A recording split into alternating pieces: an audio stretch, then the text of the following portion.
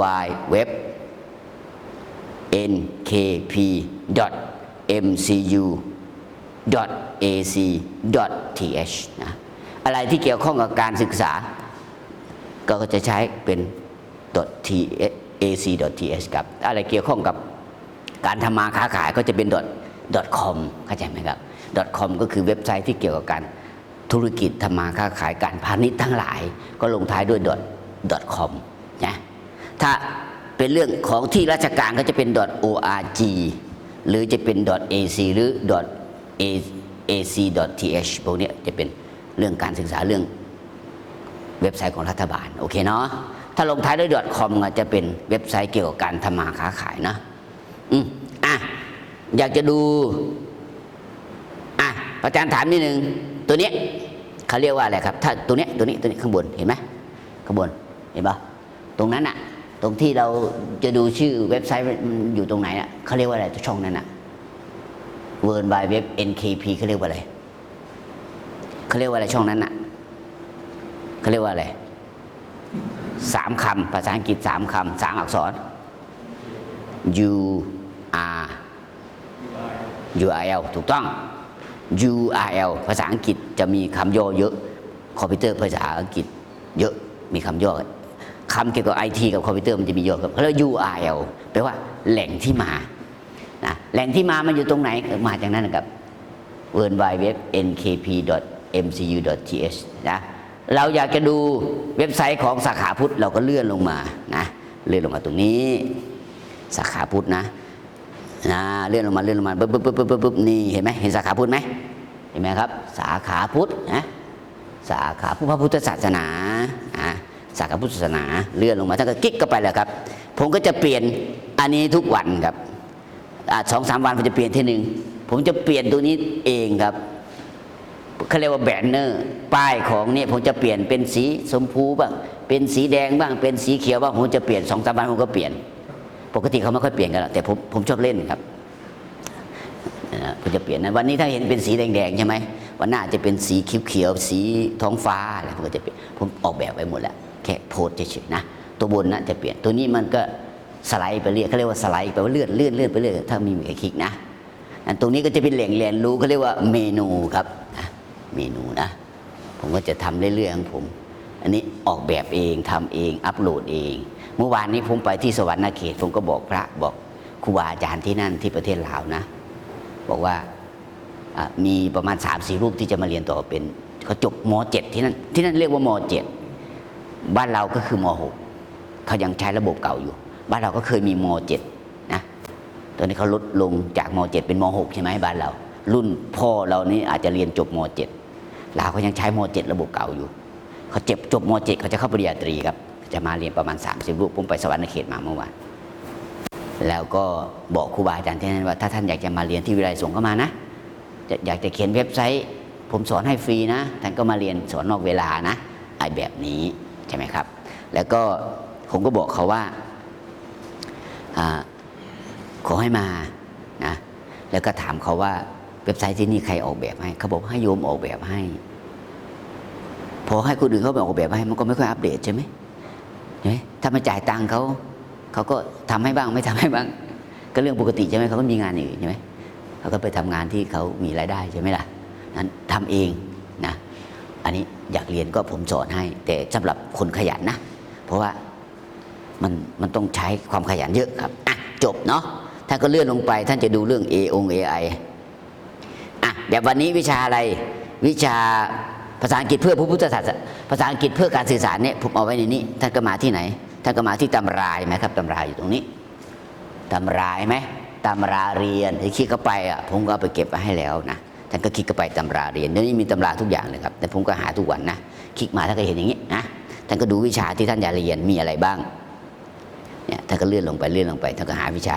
มัน22ท่านก็คลิกหน้าต่อไปข้างล่างนะครับเลื่อนลงไปอีก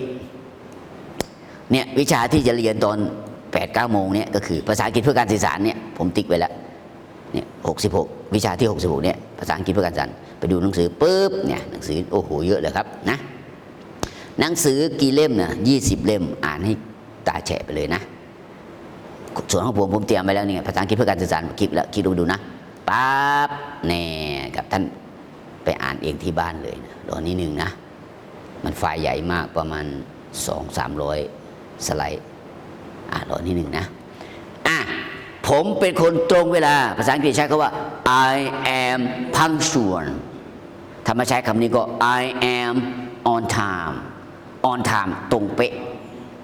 ถ้า in time คือทันเวลาอาจจะมาก่อนหรือมาตรงก็ได้นะประชุม 9 โมงเรามาตั้ง 7 โมงเช้านั่นแหละ in time I come in time ผมมาทันเวลาถ้า I am on time ผมเป็นคนตรงเวลาหรือมาตรงเวลาอยู่ตรงเวลาหรือจะใช้คำว่า I am punctual ครับความหมายเหมือนกันครับโอ้หนังสือยังไม่มาเลยเดี๋ยวผมจะเปิด PowerPoint กันแล้วกันนะอันดับแรกก็คือเนี่ยเดี๋ยวผมเอาไว้ในนี่เลยผมจะต่อนี่เลยนะโอเคจะได้รู้รู้เลยนะผมเขียนเลยนะอันแรกเลยผมใช้ verb to be I am punctual นี่จบแล้วครับ punctual ท่าน I am on time อันนี้แปลว่าตรงเป๊ะเลย I come on time I come on time อันนี้แปลว่าตรงเวลาครับเป๊ะเลยนะถ้า I come in time ก็ทันเวลาต่างกันนิดหน่อย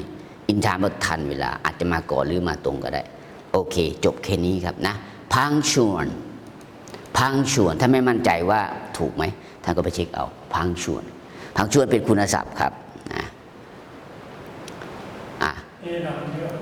ถ้ามันเป็นไฟมันเป็นอะไรถ้าผมเป็นคนมาเร็วตื่นเร็วมาเรียนเร็วอะไรทุกอย่างนะ I am early bird ครับเราใช้ว่า early bird นะจำไว้นะ early bird คือเป็นคนตื่นเช้าทำงานเร็วหรือเป็นคนที่มาก่อนเพื่อนแล้ว early bird ครับเป็นสำนวนครับ I am early bird I come first ฉันมาอันดับแรกเลยมาก่อนเพื่อนเลย I am early bird นะ get up early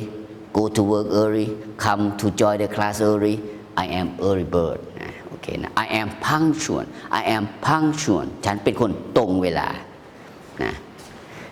ท่านไม่มั่นใจว่าถูกไหมท่านก็มาที่นี่เวลาจะเช็คนะครับเช็คอะไรท่านจะเช็คอะไรนะเช็คเว็บไซต์อันนี้มาอย่างนี้โอ้ยังไม่มาเลยเนี่ยที่อาจารย์เปิดอันนี้ไว้เนี่ยค้างเลยไหมเนี่ยนะมันช้ามากเลยเอาไปก่อนก็ได้ถ้าเปิดสอนขึ้นมาก็ยิ่งจะช้าเลยตรงเวลาpunctualทีจะออกเสียงเป็นชอช้างจำไว้นะครับมีหลายคำในภาษาอังกฤษตัวทีจะออกเสียงชอเช่น picture แปลว่ารูปภาพถ่ายภาพภาษาอังกฤษใช้อยู่2 คำหนึ่ง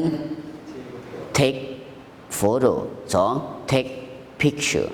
ครับคนอเมริกาก็จะชอบใช้ take picture ถ้าคนอังกฤษก็ take photo ก็ได้ take photo take picture ความหมายเดียวกันถ้าจะใช้ picture หรือ photo ก็ได้ความหมายเดียวกันนะใช้ได้ทั้งสองครับโอเค everyone come we take picture พวกเราถ่ายรูป we take picture หรือ take photo กับ take photo แปลว่าถ่ายรูปครับใช้ take ครับ take จะแปลว่าอะไรให้ดูคำที่มาข้างหลัง take ถ้ามันมาอยู่คนเดียวมันจะแปลว่าเอาได้รับถือไปมันแปลได้แค่นี้แต่มันจะแปลได้มากกว่านั้นอยู่ที่คำที่มาจากข้างหลัง I take picture take photo อันนี้ถ่ายภาพ I take a shower อันนี้อาบน้ำครับจะแปลว่าอะไรก็ดูคำที่มาข้างหลังนะ take photo take picture นะโอเคเนาะpunctualเช็คดูหรือยัง punctual แปลว่าอะไรเช็คยังเวลาเช็คคำศัพท์กับคำไหนมันแปลว่าอะไรผมจะใช้ประจำคือเว็บไซต์ลองดูครับเคยใช้ไหมท่านยุทธชัยเคยใช้ไหมผมจะใช้ตัวนี้ครับนะเดี๋ยวผมเปิดดูอันนี้มันยังไม่มาเนี่ยเดี๋ยวผมปิดก่อนดีไหมอันเนี้ยเนาะผมเข้านี่เลยดีกว่าเข้าโปรแกรมอะไรนะลองดูเนาะลองดูดิกมาแล้วครับปั๊บนี่ลองดูนะนี่ลองดูดิกผมใช้ตัวนี้ประจำครับเนี่ยเห็นไหม อะไรนะเมื่อกี้พังชวนใช่ไหมท่านไม่มั่นใจมันแปลว่าอะไรท่านพิมพ์เข้าไปพังชวนกับพังชวนนะปึ๊บครับนี่มาแล้วนี่ไงตรงเวลาเห็นไหมพังชวนเห็นไหมไม่ผิดเลยครับทำไมผมถึงสะกดไม่ผิดเลยเพราะอะไรครับผมไม่เคยท่องนะเพราะผมดูหนังสือทั้งวันแล้วผมทำอย่างนี้มา20 กว่าปีแล้วผมจะอยู่กับหนังสืออยู่กับการศึกษาค้นคว้าตลอดผมเห็นมันทุกวันเหมือนกับพวกเราเห็นห้องใช่ไหมศูนย์การเรียนรู้ศูนย์สอสลาใช่ไหมทำไมเรารู้ว่ามันเวลาเขียนคำว่าศูนย์น่ะทำไมต้องเป็นสอสลาเพราะเราไม่เคยเห็นมีใครเขียนเป็นสอเสือทุกครั้งเราเห็นว่าศูนย์เรียนรู้ใช่ไหมก็มีสอสลาสรูนอหนูก็ยอยักษ์กลันใช่ไหมครับเราจะเห็นนี่ว่าอะไรที่เราเห็นประจำเนี่ยเราไม่เคยเห็นแบบอื่นเราก็จะจำเองสมองมันจะบันทึกเองครับเหมือนกับภาษาอังกฤษถ้าอยากจำคำศัพท์ได้ท่านไม่ต้องไปท่องครับทำยังไงท่านอยู่กับมันตลอดเนี่ยผมก็จะอยู่กับหนังสือไม่งั้นผมก็สอนหนังสือเด็กผมสอนวันหนึ่ง3 รอบ5 โมงเย็นนี่สอนเด็กภาษาอังกฤษสำหรับเด็กทุ่ม 1สอนภาษาอังกฤษภาษาแบบผู้ผิดทุ่ม 1สอนภาษาไทยให้ต่างชาติรอบแรกรอบ3 ทุ่มสอนภาษาไทยให้ต่างชาติเหมือนกันวิธีฝึกของผมเอาต่างชาติมาเป็นลูกศิษย์ครับทำอย่างนี้มา20 กว่าปีแล้วนะต่างชาติก็มีหลายชาติครับเรียนออนไลน์ครับปัจจุบันก็เรียนอยู่ถ้าผมสอนเสร็จผมก็จะเอาวิดีโอขึ้นไปแปะไว้ใน Facebook ผมนั่นแหละถ้าวันไหนผมแปะไว้นั่นแสดงว่าผมสอนมานั่นนะถ้าวันไหนไม่มีก็คือไม่ได้สอนนั่นแหละสอนเสร็จปุ๊บได้วิดีโอ1 ชุด